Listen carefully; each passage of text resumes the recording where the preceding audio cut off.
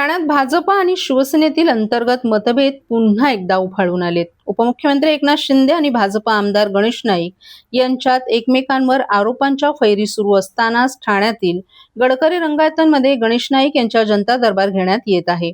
सोमवारी गडकरी रंगायतमध्ये झालेल्या परिवहन विभागाच्या कार्यक्रमास भाजपचा एकही नेता उपस्थित नव्हता. गणेश नाईक यांनी देखील दांडी मारली होती.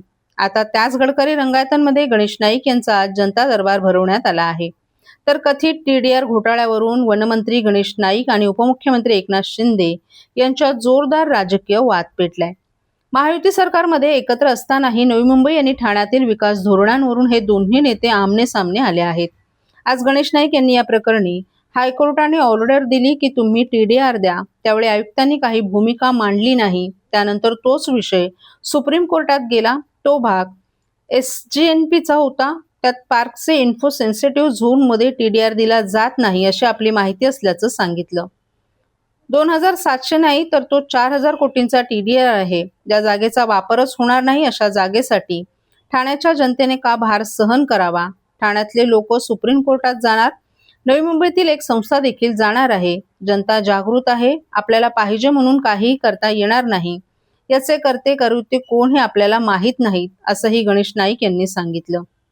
त्यानंतर गणेश नाईक यांनी नक्कीच स्टे देण्यास उशीर झाला, परंतु बैल गेला आणि झोपा केला असा विषय झाला असून डेटा सेंटरला मोठ्या प्रमाणात वीज पाणी लागतं.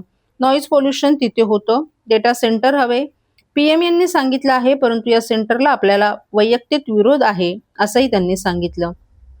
तसंच कार्यक्रमाच्या गैरहजेरीवर बोलताना गणेश नाईक यांनी कोणता कार्यक्रम झाला, आपला OSD आपले PA इथे बसले आहेत, त्यांना विचारा आपल्याला निमंत्रण होतं का?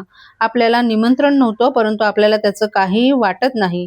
मान देव जर कोणी बोलवलं तर आम्ही जातो. तरीही आपण काही राग मानत नसून आपण काही नाराज होत नाही अशी प्रतिक्रिया देखील त्यांनी दिली आहे. संजय गांधी राष्ट्रीय उद्यानातील जमिनीच्या मोबदल्यात एका खासगी कंपनीला 2800 कोटी रुपयांचा विकास हस्तांतरण हक्क देण्याची प्रक्रिया सुरू झाली आहे. यावर विरोधी पक्षांनी विशेषतः जितेंद्र आव्हाड यांनी नाईक यांच्या वन खात्यावर संशय व्यक्त केला होता. या आरोपांवर उत्तर देताना गणेश नाईक यांनी वन विभाग चुकीच्या गोष्टींच्या विरोधात असल्याचं सांगितलं आणि ठाणे TDR घोटाळा प्रकरणावर सखोल माहिती मागवली असल्याचंही सांगितलं. TDR आणि बिल्डरांना दिल्या जाणाऱ्या वाढीव FSIच्या संदर्भात नाईक यांनी थेट एकनाथ शिंदे यांच्या नगरविकास खात्यावर निशाणा साधला होता.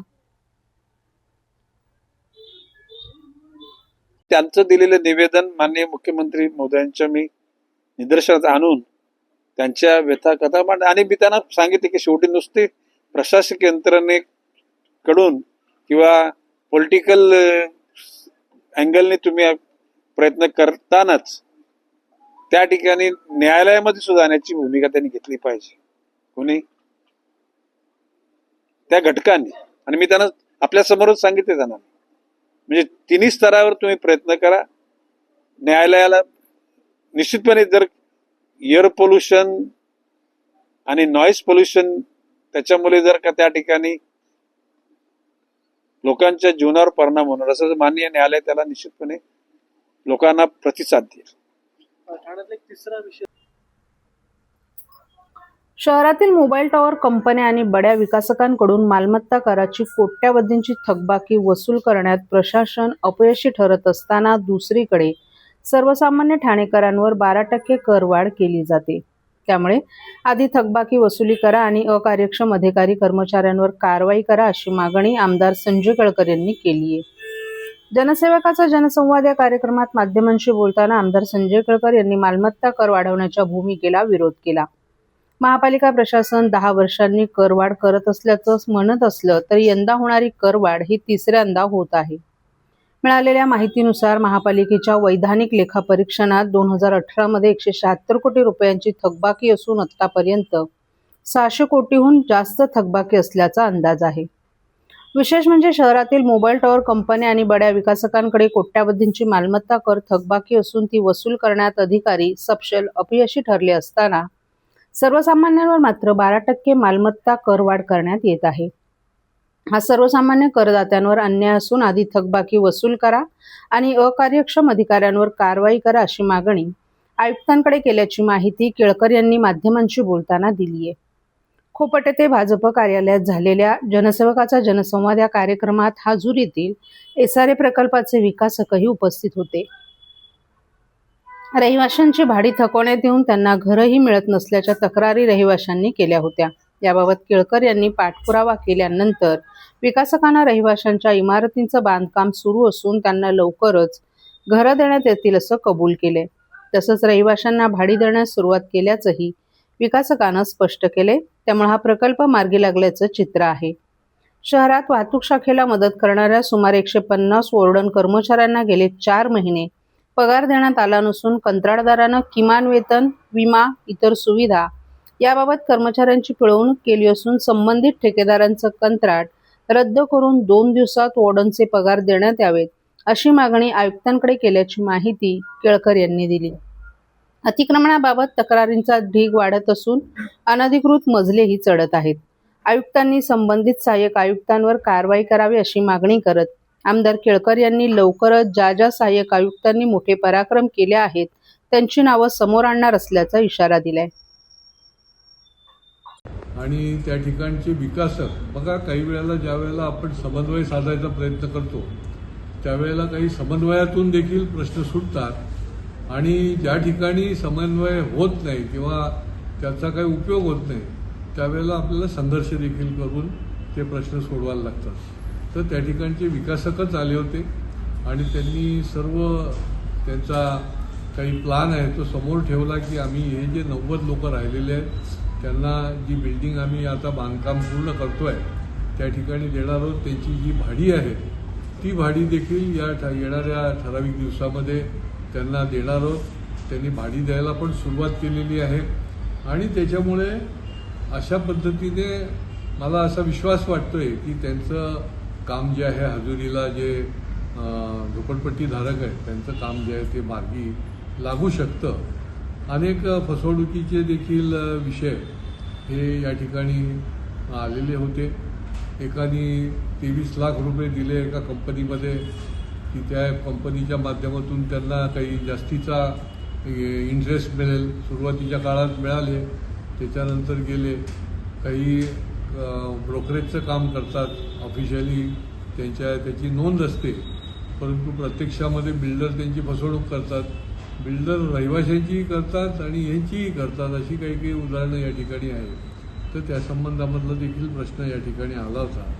याच्यामध्ये हा जो मालमत्ता कर आहे महापालिकेमध्ये आता तो प्रस्तावित आहे. मालमत्ता करच्या बाबतीमध्ये त्यांनी 12% वाढ सुचवलेली आहे आणि असं दाखवत आहेत की 11 वर्षानंतर वाढ करणार आहोत. परंतु ही वाढ जी आहे ती 3ऱ्यांदा केली जाते.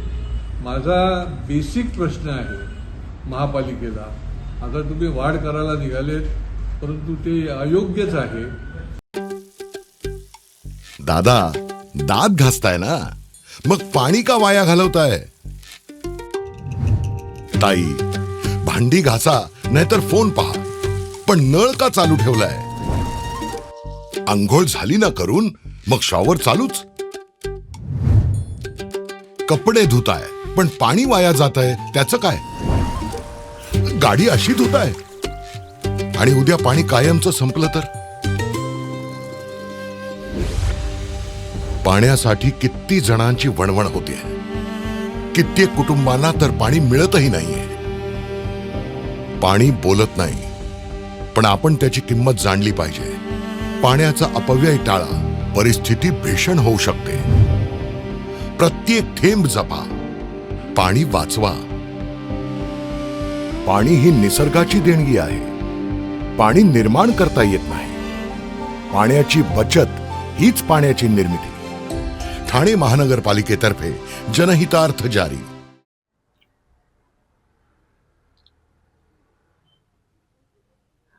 ठाणे महापालिकेची आर्थिक परिस्थिती सुधारण्यासाठी सर्वांनी प्रयत्न करणं गरजेचं, हनुमंत जगदाळे यांचं प्रतिपादन.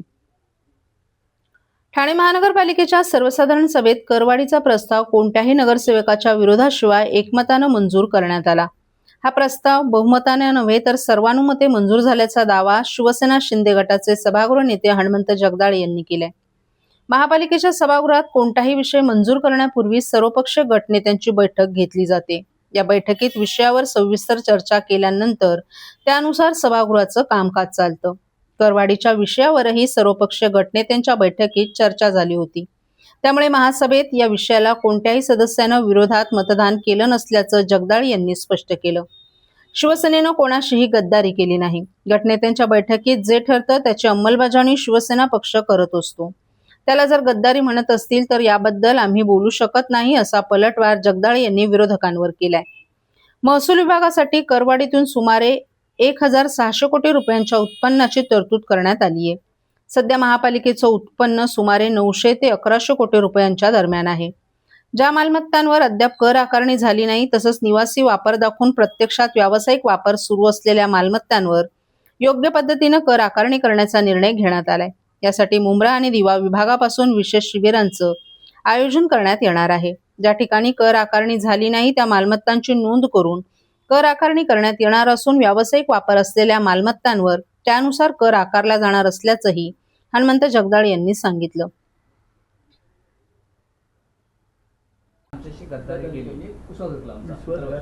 शिवसेनाने कोणाशीही गद्दारी केलेली नाही.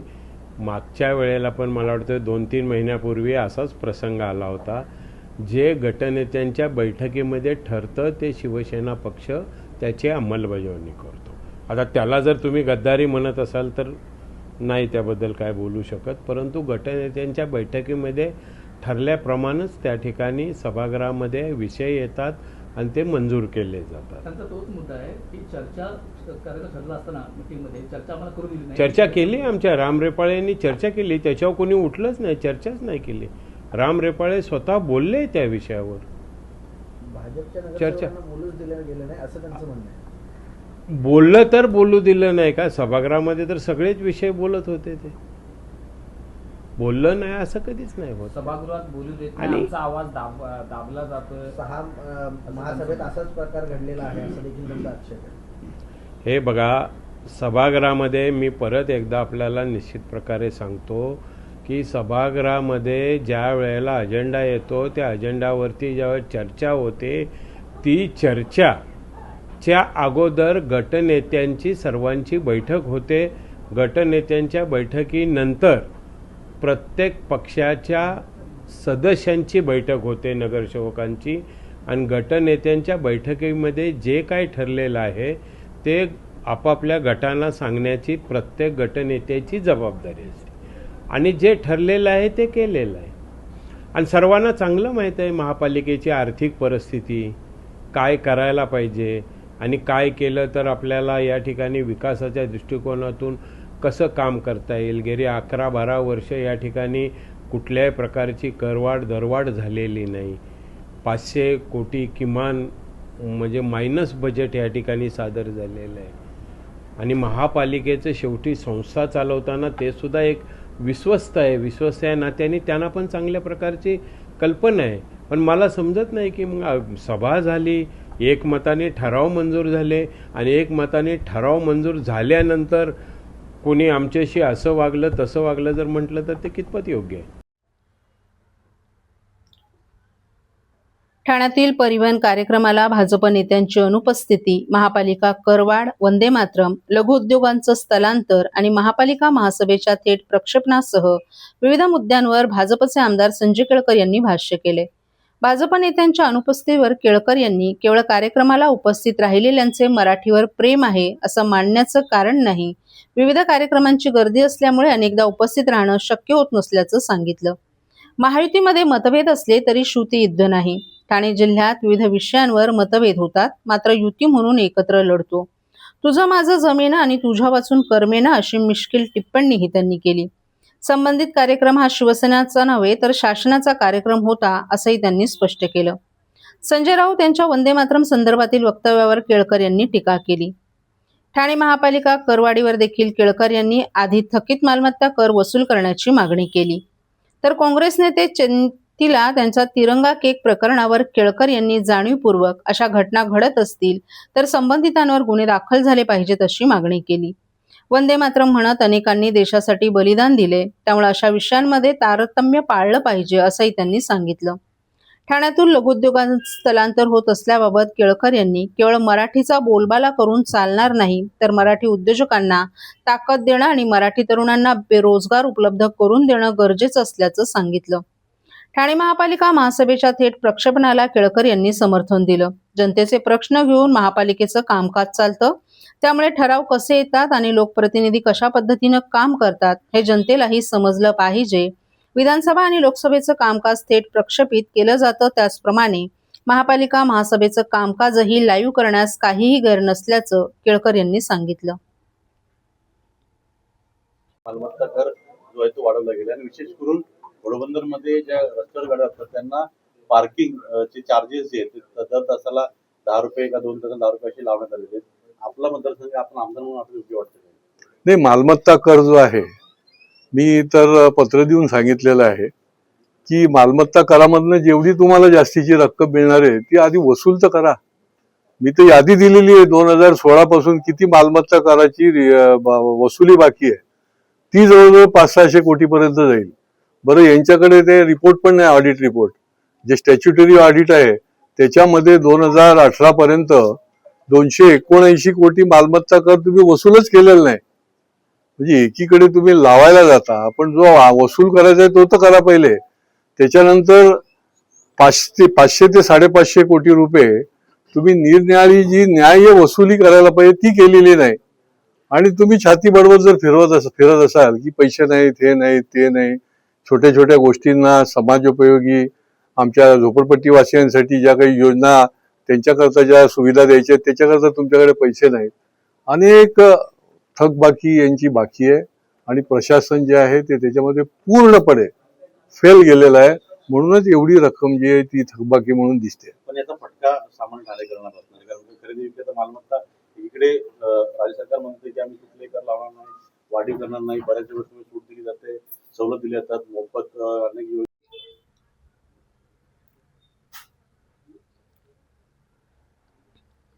भारत निवडणूक आयोगाच्या निर्देशानुसार ठाणे जिल्हा प्रशासनानं मतदार यादी विशेष फेरबदल मोहीम अंतर्गत नियोजित कामं अत्यंत नियोजनबद्ध रीतीने आणि 100% यशस्वीरित्या पूर्ण करून मोठा टप्पा गाठलाय.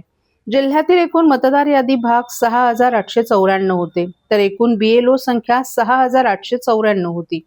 मतदान केंद्रस्तरीय अधिकाऱ्यांना अचूक आणि सविस्तर प्रशिक्षण देण्यात आलं होतं. सर्व BLOंचं प्रशिक्षण वेळेत पूर्ण करून त्यांना क्षेत्रीय कामकाजासाठी सज्जही करण्यात आलं. त्याचप्रमाणे सर्व मतदार यादी भागांचे अर्ज डाउनलोड करण्याचं कामही पूर्णत्वास नेण्यात आले. प्रारूप मतदार यादीनुसार नोंदणीकृत असलेल्या एकूण 4,63,143 मतदारांचे सर्वच्या सर्व 100% EF मुद्रित करण्यात आले आहेत. त्यानंतर क्षेत्रीय पातळीवर BLOंच्या माध्यमातून सर्वच्या सर्व 4,63,143 EFचे मतदारांपर्यंत 100% वितरण यशस्वीरित्या करण्यात आले. या प्रक्रियेत 0% म्हणजेच एकही EF अविरत किंवा प्रलंबित राहिला नाही. त्यासोबतच EF डिजिटायझेशनचं कामही प्रशासनानं जलद गतीनं पूर्ण करत आतापर्यंत 2,65,482 इतके डिजिटायझेशन पूर्ण केले. जिल्हाधिकारी तथा जिल्हा निवडणूक अधिकारी डॉ. श्रीकृष्ण पांचाळ यांनी संपूर्ण प्रक्रियेवर बारीक लक्ष ठेवून अधिकारी आणि कर्मचाऱ्यांना योग्य दिशानिर्देश दिले. उपजिल्हा निवडणूक अधिकारी वैशाली माने यांनी विविध पथकांमध्ये सातत्यपूर्ण समन्वय राखत क्षेत्रीय अडचणी सोडून कामाला गती दिली आहे.